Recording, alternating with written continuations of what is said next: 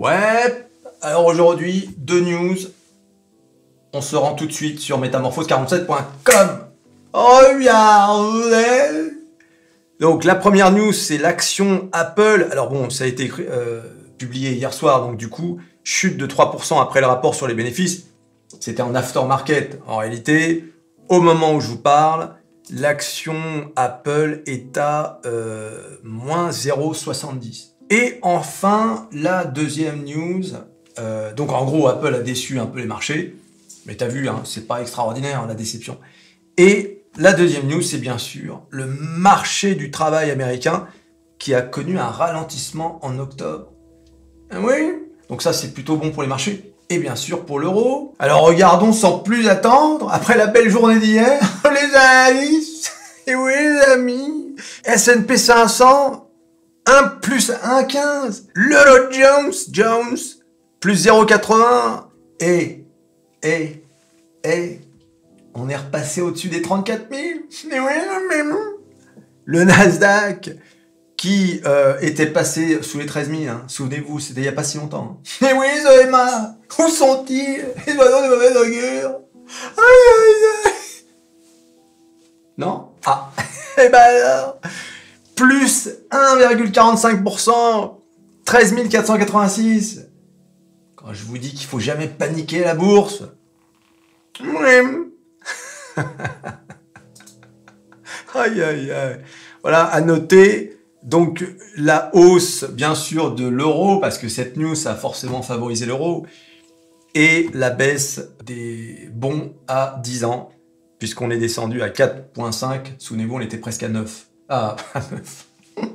Bah, à 9, je vends toutes mes actions.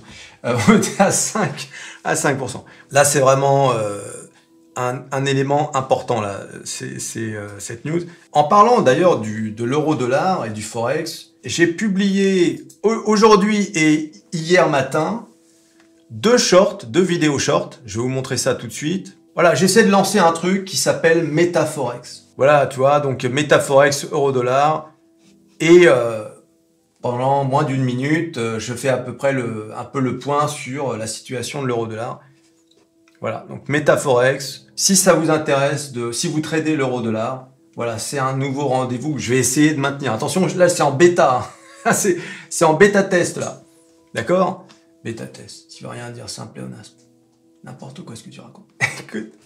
Voilà, donc, Alors, ben, point sur l'euro-dollar, après le discours de Jérôme, de la Fed, hein, la Réserve fédérale, comme vous pouvez voir, là c'est la grosse chute de l'euro-dollar. Voilà, donc tu as compris. Alors, un point sur l'euro-dollar. Voilà, ça c'était celui d'aujourd'hui. Là, on est en daily, vous pouvez le voir, on est toujours dans ce mouvement de flag. Hein. Voilà, donc en gros, tu as compris. Donc, abonne-toi si t'es pas encore abonné. Hein, déjà, ce serait un scandale si t'étais pas abonné. T'es pas encore abonné à Metamorphose 47. Quel honte. Franchement, non mais, enfin bon. Tu sais, il faut avoir le cœur bien accroché quand tu fais YouTube. Bien accroché. Hein. De vous voir même pas abonné. Même... Vous avez liké la vidéo, moi?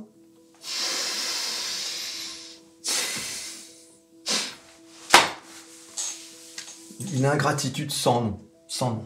Enfin bon, je sais pas, me lancez pas là-dessus parce que...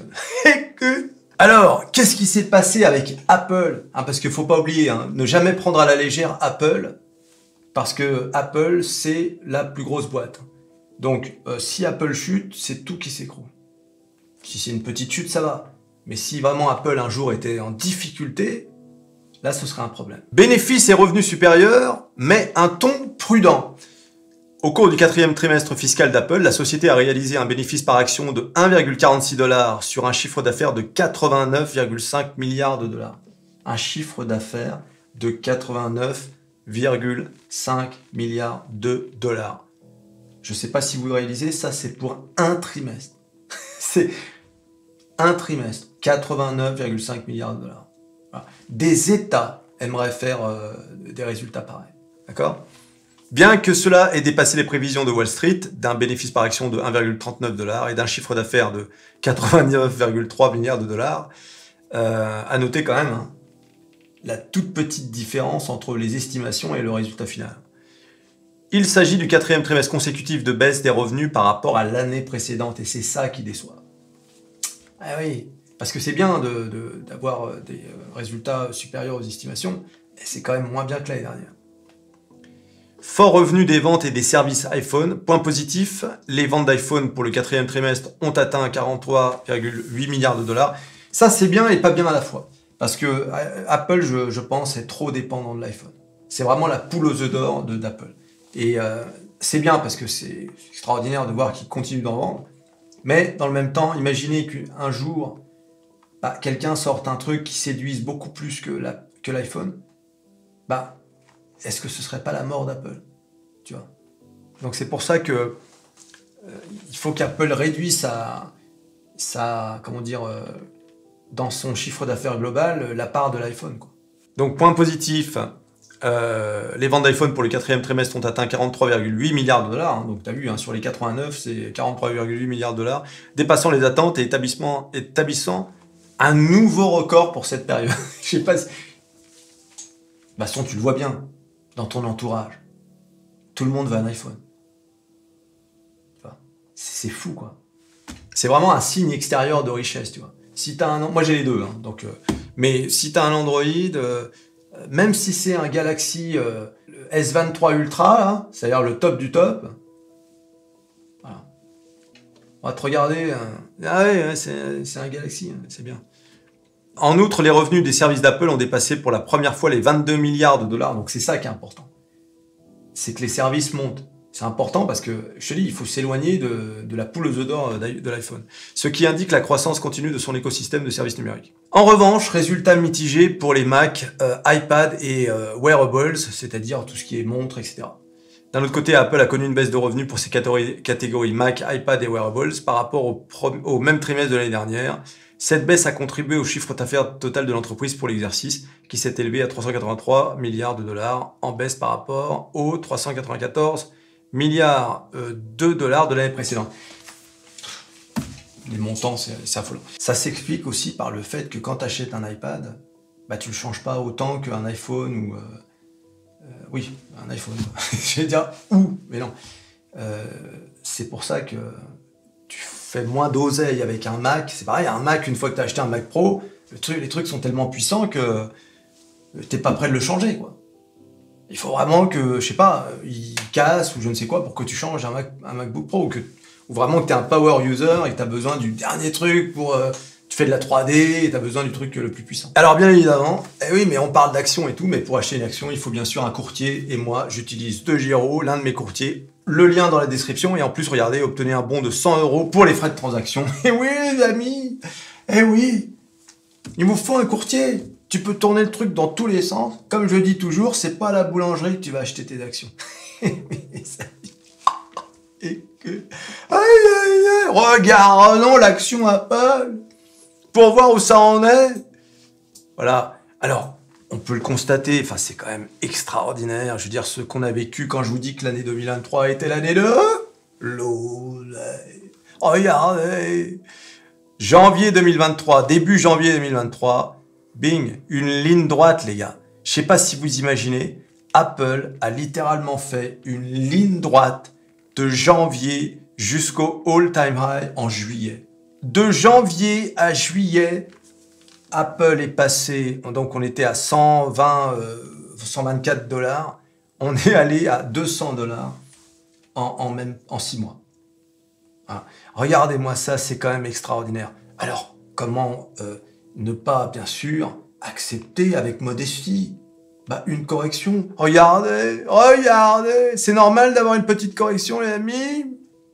On va quand même pas non plus monter jusqu'au ciel. Déjà, on est monté jusqu'au ciel, puisqu'on a créé un nouvel ATH. C'est fou, quand même, ce que je suis en train de dire là. D'accord? Et donc, on a corrigé de combien? De 11%. Regardez Apple pendant la crise de la guerre en Ukraine. Donc, c'est-à-dire 2022. Par rapport aux autres, Google, Tesla, etc., qui ont chuté comme jamais, regardez Apple, c'est quasiment un range. Tellement l'entreprise inspire confiance, est puissante, est la valeur refuge par excellence, et bien même Apple n'a chuté que entre son plus haut de 2022 et son plus bas, Apple a chuté de 32%. Lorsque les autres Les autres fantastiques ont chuté de 60, 70, tu vois. Alors tu vas me dire, ouais, 32 c'est beaucoup. C'est rien par rapport aux catastrophes de 2022. Et je te parle même pas des petites boîtes qui ont tout perdu. Des petites boîtes qui ont perdu 90%.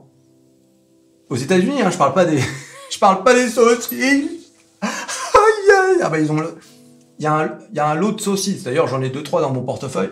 Il y a 2-3 saucisses américaines. Il y a un lot de saucisses là-bas. Il y en a plein, des dizaines de saucisses, des centaines d'entreprises qui ont disparu. Il y en a qui ont fait banqueroute, etc.